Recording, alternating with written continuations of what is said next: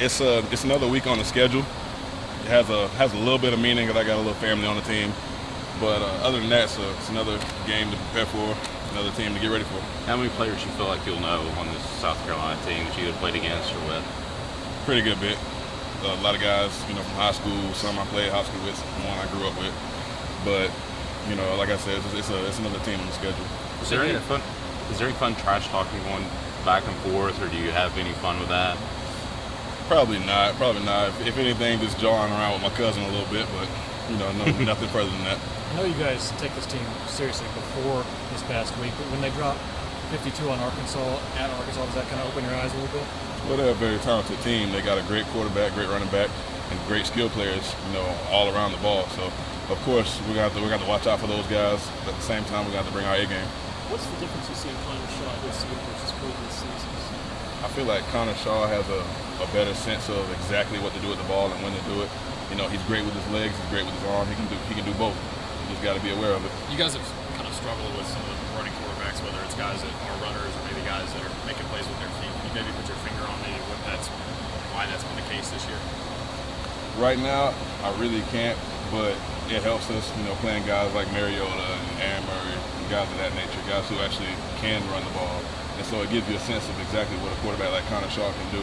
We can't forget about Dylan Thompson as well in the backup. Is it deflating when maybe you guys have the right defense called, maybe have guys in positions, and then the quarterback either extends a play with his legs or makes a play that you guys just kind of shrug your shoulders and say, well, can't really do much about it? Of course, it gets to me. It gets to me when I see things like that happen because that starts with the defensive line, keeping our quarterback points, making sure we don't let them get anything outside the pocket. So it starts with us. So it's definitely frustrating. Has that been you mentioned quarterback points? Has that been kind of an point of emphasis already this week? Of course, it's a point of emphasis every week. Weeks in the past, we haven't necessarily, completed that task, but for this week, it's definitely a big point to keep our quarterback points. Corey, how important is it to keep your rush lanes when you're going against a mobile quarterback?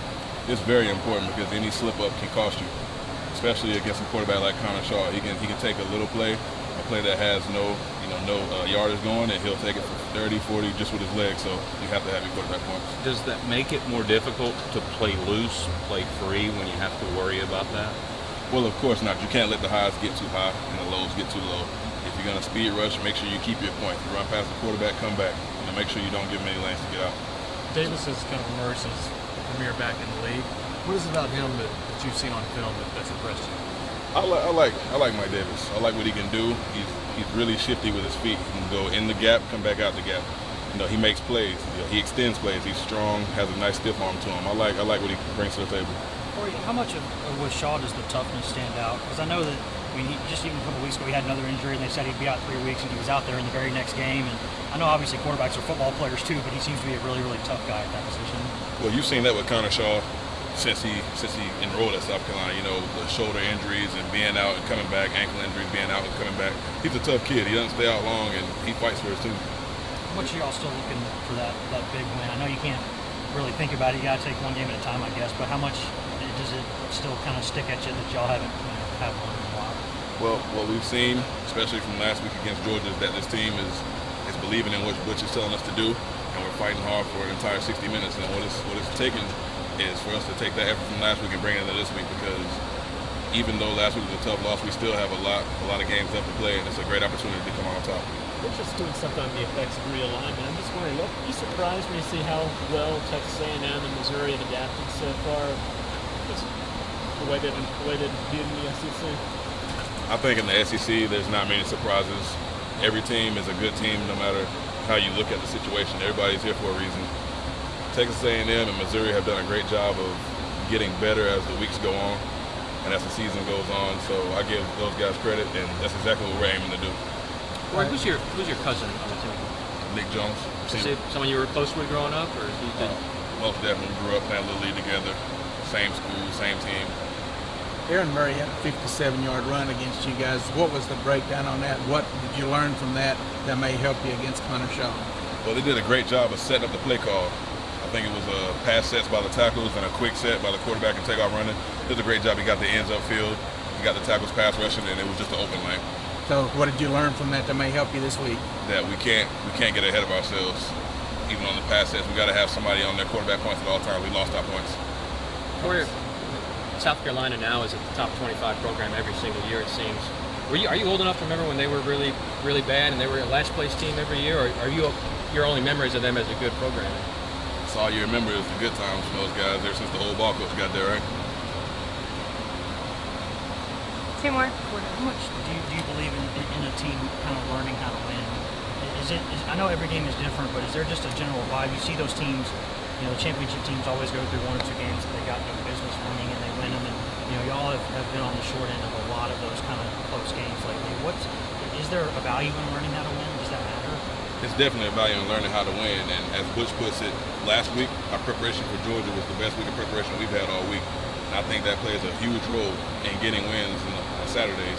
You come in, you do the extra, you watch film, you get your treatment, you lift weights, you take your vitamins, things of that nature, and everything that you do, whether it comes from the classroom to the film, you got to be ready for Saturday. So that's what it's going to take to get a win. What about that kind of the one big moment that comes up? There's always a point in those games, usually late in the fourth quarter, and maybe it's just a bad break or bad execution or whatever it is. But is that kind of thing? Do you have to stop that from being contagious? Like when you get to that point and then you just don't make the play again? Most definitely, because what happens deep in the fourth quarter, guys are mentally tired, physically tired. They're not thinking about what's going on around them. Maybe they're not looking at, hey, I need to tell this guy he has this assignment or such and such, things of that nature. But when it comes down to the fourth quarter, Saturday against South Carolina, we need to make sure that we're fully prepared, mentally and physically, for anything that can happen. How far do you feel like you've come since a couple springs ago when you took some time off to now where you're one of the leaders on the defense, a guy that the coaching staff likes to brag about? I like to think I've come a long way. Refocus on mindset, just understanding my priorities and what I need to do as far as the classroom and on the field as well. And I feel like we've got a great coaching staff that helps us stay on top of things. And I got teammates that stood by me the entire time, so I feel like I've come a long way. Is that South Carolina and playing them another one last time? Is that extra for you? Not at all. Not at all. I see them as another opponent, and we have to just bring our A game and be ready for whatever they bring to the table. Thank you. Hey, Corey, what's your take on this the band issue? Do you guys like the current mix right now between the band and the music? I didn't really notice it too much, but as far as the band issue, I don't think we won't discuss too much of that. I honestly don't even know what's really going on that side of the department. We're just focusing on trying to win games. That Georgia atmosphere just last Saturday, was that one of the better atmospheres you've been a part of? Most definitely. The crowd played a huge role. All of Ball Nation showed up on Saturday, and I think it helped us. Yeah, and what will you guys have to do maybe on Saturday to generate some of that boost? Noon game, ball break, stuff like that. Is any of that, lack of energy maybe in the stadium? Do you guys think about that at all? Not at all, not at all. We got to create our own energy as a team. Give all credit to the crowd. They help us tremendously, but as a team, we have to come out. We got to start fast and make our own energy. Thank you.